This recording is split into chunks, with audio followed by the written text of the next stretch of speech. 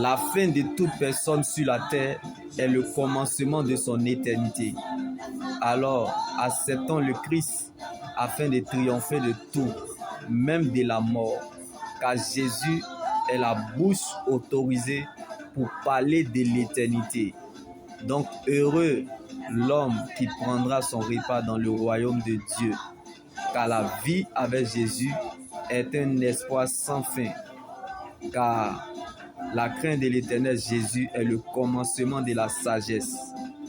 Mais la vie sans Christ est une fin sans espoir, car Christ est la fin de la sagesse.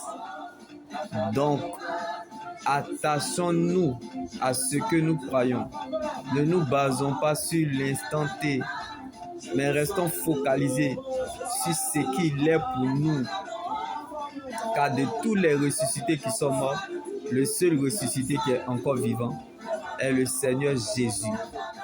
Il est la vie dans nos années. Donc celui qui a une parole de Dieu prolonge sa vie, car Dieu n'a pas changé de position. Jésus est le même hier, aujourd'hui, demain et il demeure éternellement. Donc la parole de Dieu est notre position. Donc c'est à partir de tes décisions que la couleur de ton année sera décidée. Car nous appelons le futur de ce que nous conjuguons dans le présent. Donc ce que nous vivons sur la terre prépare ce que nous allons vivre dans l'éternité. Il faut voir certaines personnes vivre, on dirait qu'ils ne vont jamais mourir. Chacun choisit sa mort par sa manière de vivre. Chacun prépare sa mort par sa manière de vivre. Et chacun mourra par sa manière de vivre. Le vrai risque, ce n'est pas seulement de mourir sans avoir vécu ce qu'on voulait vivre, mais dans quelles conditions tu mourras, avec ou sans Jésus. Ne meurs pas seul, mais meurs avec Jésus. Car ce n'est pas la quantité d'années à vivre qui compte pour Dieu, mais plutôt la qualité de vie que nous menons dans ces années. Car nous vivons le plus longtemps sous la terre que sur la terre. Donc, notre vie sur la terre est limitée. Nous ne sommes pas des résidents, mais des voyageurs. Alors, où veux-tu aller et avoir une vie meilleure sans Jésus?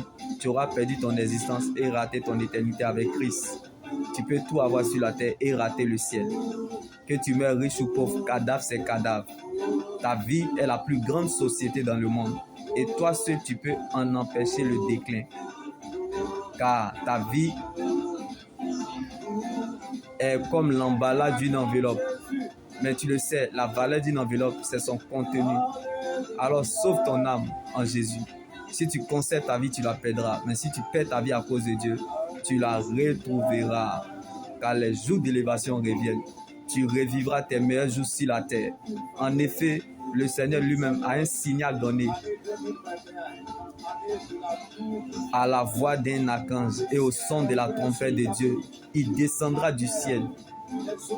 Et ceux qui sont morts en Christ ressusciteront d'abord. Même la mort mourra.